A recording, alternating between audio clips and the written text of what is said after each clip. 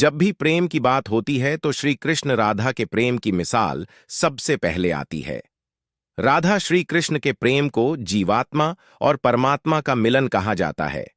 राधा श्री कृष्ण का बचपन का प्यार थीं। श्री कृष्ण जब 8 साल के थे तब दोनों ने प्रेम की अनुभूति की। राधा श्री कृष्ण के दैवीय गुणों से परिचित थीं। उन्होंने जिंदगी भर अपने मन में प्रेम की स्मृतियों को बनाए रखा। यही उनके रिश्ते की सबसे बड़ी खूबसूरती है। कहा जाता है कि श्री कृष्ण को केवल 2 ही चीजें सबसे ज्यादा प्रिय थीं। ये दोनों चीजें भी आपस में एक दूसरे से गहराई से जुड़ी हुई थीं। बांसुरी और राधा। आइए जानते हैं कैसे हुई थी राधा की मृत्यु। श्री कृष्ण ने क्यों तोड़ दी थी बांसुरी? कृष्ण की बांसुरी की धुन ही थी जिससे राधा श्री कृष्ण की तरफ खींची चली गईं। राधा की वजह से श्री कृष्ण बांसुरी को हमेशा अपने पास ही रखते थे। भले ही श्री कृष्ण और राधा का मिलन नहीं हो सका, लेकिन उनकी बांसुरी उन्हें हमेशा एक सूत्र में बांधे रही। श्री कृष्ण के जितने भी चित्रण मिलते हैं उनमें बांसुरी जरूर रहती है। बांसुरी श्री कृष्ण के राधा के प्रति प्रेम का प्रतीक है। वैसे तो राधा से जुड़े कई अलग अलग विवरण मौजूद हैं, लेकिन एक प्रचलित कहानी के माध्यम से जानते हैं कैसे हुई थी राधा की मृत्यु। श्री कृष्ण ने क्यों तोड़ दी थी बांसुरी? भगवान श्री कृष्ण से राधा पहली बार तब अलग हुईं जब मामा कंस ने बलराम और कृष्ण को आमंत्रित किया। वृंदावन के लोग यह खबर सुनकर दुखी हो गए। मथुरा जाने से पहले श्री कृष्ण राधा से मिले थे।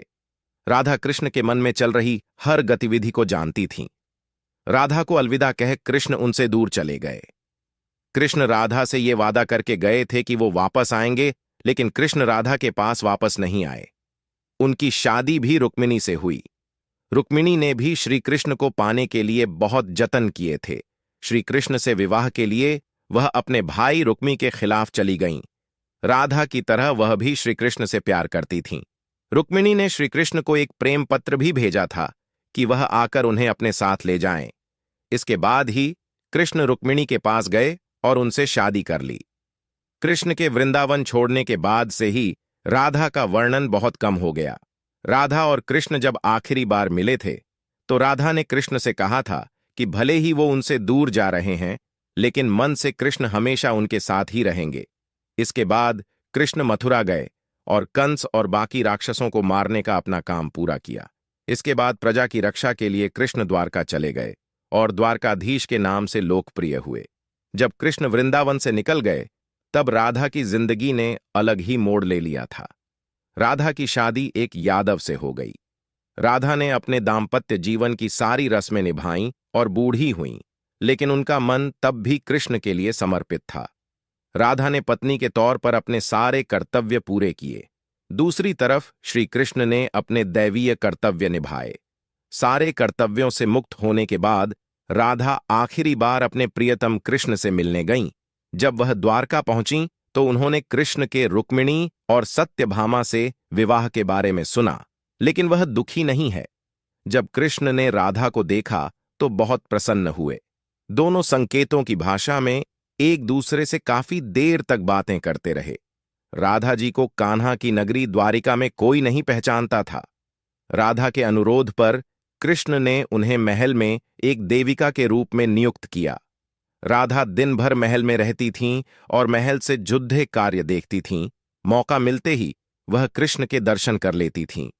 लेकिन महल में राधा ने श्री कृष्ण के साथ पहले की तरह का आध्यात्मिक जुड़ाव महसूस नहीं कर पा रही थीं, इसलिए राधा ने महल से दूर जाना तय किया। उन्होंने सोचा कि वह दूर जाकर दोबारा श्री कृष्ण के साथ गहरा आत्मीय संबंध स्थापित कर पाएंगी। उन्हें नहीं पता था कि वह कहाँ जा रही हैं, लेकिन भगवान श्री कृष्ण जानते थे। धीरे धीरे समय बीता और राधा बिल्कुल अकेली और कमजोर हो गईं। उस वक्त उन्हें भगवान श्री कृष्ण की आवश्यकता पड़ डही। आखिरी समय में भगवान श्री कृष्ण उनके सामने आ गए। कृष्ण ने राधा से कहा कि वह उनसे कुछ मांगे, लेकिन राधा ने मना कर दिया। कृष्ण के दोबारा अनुरोध करने पर राधा ने कहा कि वह आखिरी बार उन्हें बांसुरी बजाते देखना चाहती हैं। श्री कृष्ण ने बांसुरी ली और बेहद सुरीली धुन में बजाने लगे। श्री कृष्ण ने दिन रात बांसुरी बजाई जब तक राधा आध्यात्मिक रूप से कृष्ण में विलीन नहीं हो गईं। बांसुरी की धुन सुनते सुनते राधा ने अपने शरीर का त्याग कर दिया। हालांकि भगवान कृष्ण जानते थे कि उनका प्रेम अमर है, बावजूद वे राधा की मृत्यु को बर्दाश्त नहीं कर सके। कृष्ण ने प्रेम के प्रतीकात्मक अंत के रूप में बांसुरी तोड़कर झाड़ी में फेंक दी। उसके बाद से श्री कृष्ण ने जीवन भर बांसुरी या कोई अन्य वादक यंत्र नहीं बजाया। कहा जाता है कि जब द्वापर युग में नारायण ने श्री कृष्ण का जन्म लिया था, तब मां लक्ष्मी ने राधा रानी के रूप में जन्म लिया था, ताकि मृत्यु लोक में भी वे उनके साथ ही रहे। तो साथियों, कहानी कैसी लगी जरूर बताना, और राधा रानी के लिए एक सब्सक्राइब और लाइक करना और शेयर भी करना। धन्यवाद।